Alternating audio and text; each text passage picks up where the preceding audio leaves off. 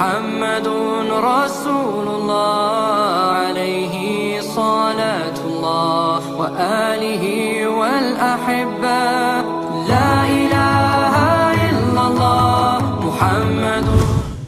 Assalamualaikum warahmatullahi wabarakatuh. Waalaikumsalam warahmatullahi wabarakatuh. Alhamdulillahirabbil alamin wa bihi nasta'in wa ala dunya waddin. Assalatu wassalamu ala asrofil anbiya'i wal mursalin wa ala alihi wa sahbihi ajma'in, amma ba'du. Apa kabarnya pemirsa sejati yang ada di rumah? Semoga sehat selalu dan semoga dalam lindungan Allah Subhanahu wa taala. Pemirsa sejati yang ada di rumah yang insya Allah dirahmati oleh Allah, hari ini ruang bersama saya Aris Ahmed akan mengajak pemirsa sejati yang ada di rumah dan jemaah di sini untuk bersama-sama membahas tentang ilmu akhirat dan dunia yang bertemakan kali ini yaitu makna kurban. Oleh yang itu nanti akan disampaikan oleh Ustazah Haja Imas Umi Kalsum MPDI. Untuk itu telah berkumpul bersama kami Majelis Taklim Masjid Al-Munawwarah Parameswara. Dan langsung saja kita dengarkan tausiah yang kali ini akan disampaikan oleh Ustazah Umi Kalsum dengan tema makna kurban. Silakan Ustazah. Iya. Terima kasih Mas Ajis. Bismillahirrahmanirrahim. Assalamualaikum warahmatullahi wabarakatuh.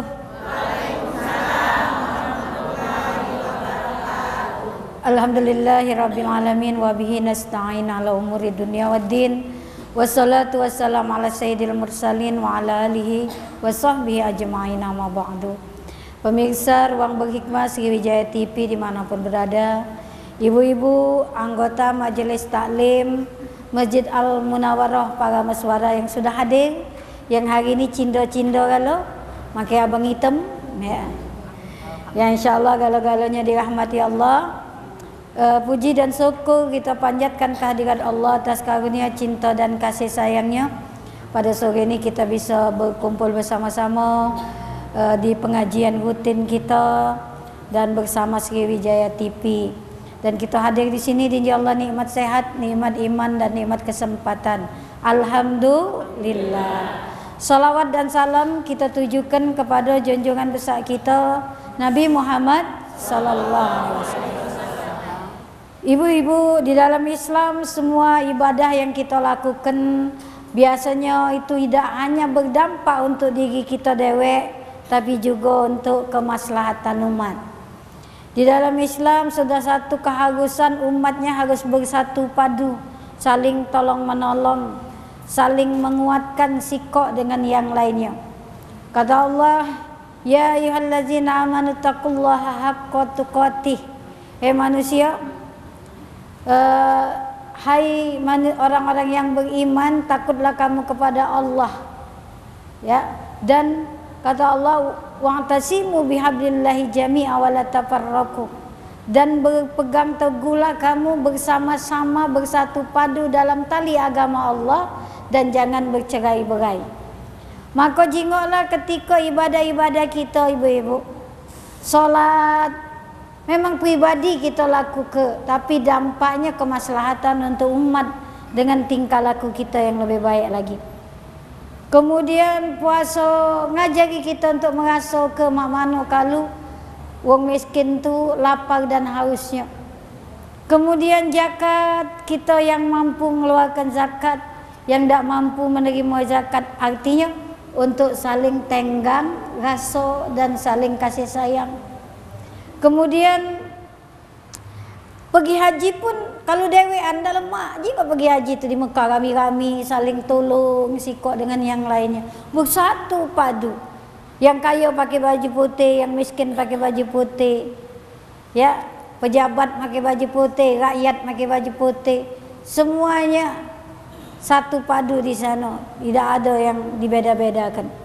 Nah maka dari itu ibu-ibu ada lagi ibadah kurban. Nah, ibadah kurban atau dalam istilah agama disebut dengan udhiyah. Imam Nawawi menjelaskan udhiyah itu bisa jamak dari idhi, kemudian adhiyah, kemudian juga udhiyah, kemudian dahi, dan terakhir adha. Yang paling banyak dipakai adalah adha. Makanya kita Idul Adha.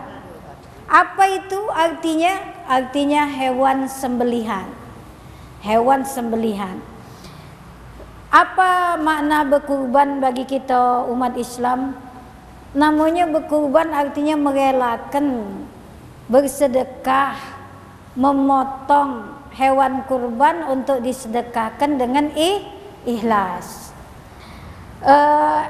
Ketika kita berkurban, ibu-ibu, itu salah sikonya adalah makna yang pertama adalah untuk taqarrub ilallah, mendekatkan diri kepada Allah.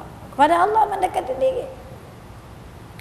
Karena di dalam Al-Quran Allah ngomong, inna a'tayna kal kausar fasallil li rabbi kawanhar inna syani'aka huwal abtar.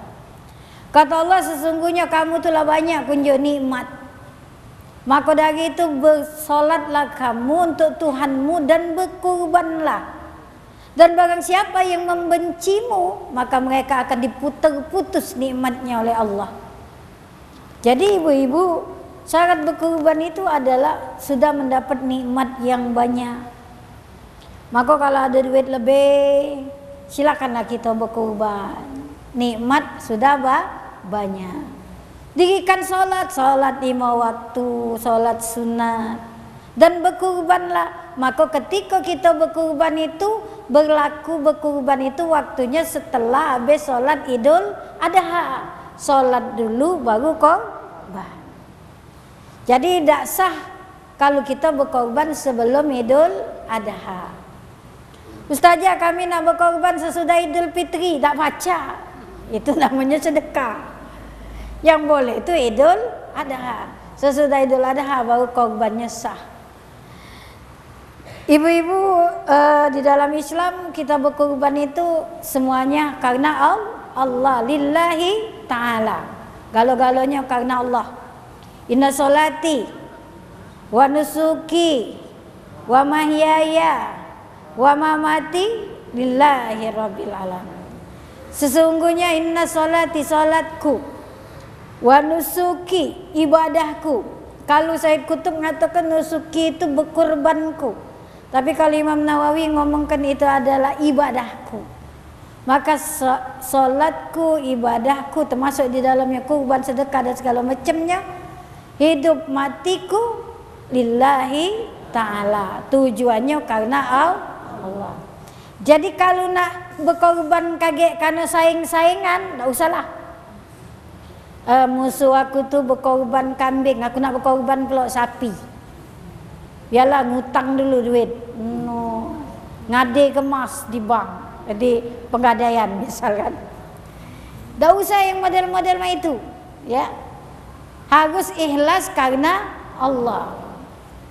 Ada lagi, pokoknya aku nak berkorban sapi be tahun ini, tak tahu duitnya dari mana, yang penting diselik wong aku ni soge berduit. Nah, tak boleh. Tak boleh. Tak boleh. Ada yang saing-saingan di tengah masyarakat kita. Tak usah. Mampu cara mampu, tak mampu cara tak mampu. Jadi berkorban itu harus ikhlas. Tidak boleh niatnya macam-macam. Niatnya hanya karena Allah. Yang kedua, berkorban itu apa hikmahnya bagi kita adalah membuang sifat sombong dalam hati kita dan membuang sifat kebinatangan atau sifat-sifat hewaniah yang ada pada badan kita dan pada tingkah laku kita. Percaya tak ibu-ibu, di dalam tubuh kita ni ada sifat hewaniah? Rakus, sifat hewaniah itu rakus. Sudah dinjuk kurang, tomak, ya. Ini sifat hewaniah. Kalau ada makanan tak galak berbagi. Jika binatang tu kalau ada makanan mana galak berbagi? Ya, digonggongnya jauh-jauh. Itu sifat hewaniah. Tidak nengar, keras kepala. Itu sifat hewaniah. Jinggolah. Kambing, kita jangan makan, masih makan. Jangan dimakan, masih makan. Namanya hewan. Maka dari itu sifat-sifat yang model itu harus kita buang dengan cara salah sikapnya berkorban tadi. Kemudian sifat sombong. Nah, ibu-ibu berkorban ini kan kisahnya Nabi Allah Ibrahim alaihissalam. Jadi Nabi Ibrahim itu disuruh menyembelih Ismail, anak yang diidam-idamkan ketika beliau sudah umur 7 tahun, mau disembelih.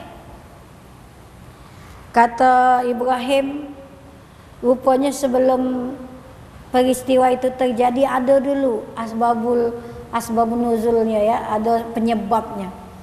Nabi Ibrahim itu kalau dia berkorban setiap 10 Zulhijjah itu dengan 100 ekor unta dan 100 ekor domba. Ya, untanya besar-besar, Bu. Unta. Pernah nyinggung unta? Di mana? Oh, di TV. Kukira marah inian. Jadi unta itu 100 ekor, kambing atau domba itu 100.000 ekor. Banyak kan? Banyak. Semeka-meka anget tuh makannya kalau. Suatu hari ada sahabat ngomong, "Ya Ibrahim, engkau ni hamba Allah yang paling mulia. Karena setiap tahun kau berkorban dengan 400 ekor unta dan 100 ekor domba. Sungguh engkau hamba Allah yang mulia." Nabi Ibrahim keceplosan. Jangankan unta sama domba, anak kalau Allah suruh sembelih, sembelih. Nah, keceplosan. Makanya ibu-ibu jangan galak keceplosan. Ya. Bu, ngapa laki ibu itu nah? Ngapa? Caknya dipakai oleh betina lain itu. Biar gelah. Dianya macam-macam sibeng ke. Tahu-tahu ionian kan bahaya. Jadi tidak boleh, ya. Keceplosan. Begitu keceplosan, Jibril diperintahkan oleh Allah kasih tahu Ibrahim 10 Zulhijjah Ismail suruh sembelih. Nangis Nabi Allah Ibrahim. Setan mulai ngayu, Ibrahim murtad, Allah tak sayang sama kau, anak yang didamba-damba kemadai disuruh sembelih. Di tengah-tengah Nabi Ibrahim lagi sedih, di jingoknya yang ngomong tuh ada tanduknya, oh setan ini. Mbeknya batu, lemparnya dengan 7 ekor batu. Telah melempar jumroh. Dirayu pula Hajar, itulah marah pula Hajar, lempar pakai jumroh. Makanya orang pergi haji melempar jumroh itu 3 hari. 11, 12, 13 hari tasrik namanya. Ya. Ini ibu-ibu, kalau ada yang besik-besik dah benar itu pasti setan itu.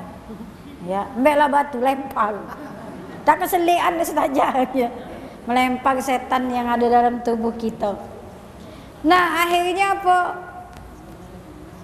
Ya, sebelum Ustazah lanjuti lagi asbabun nuzulnya ini, cerita kenapa itu latar belakang ada peristiwa kurban, kita peloi dulu yang lewat berikut ini, ya. Baiklah pemirsa, nanti kita akan lanjutkan ceramah dari Ustaz Zobi Kalsum tentang makna kurban pada kali ini, dan juga jemaah di sini boleh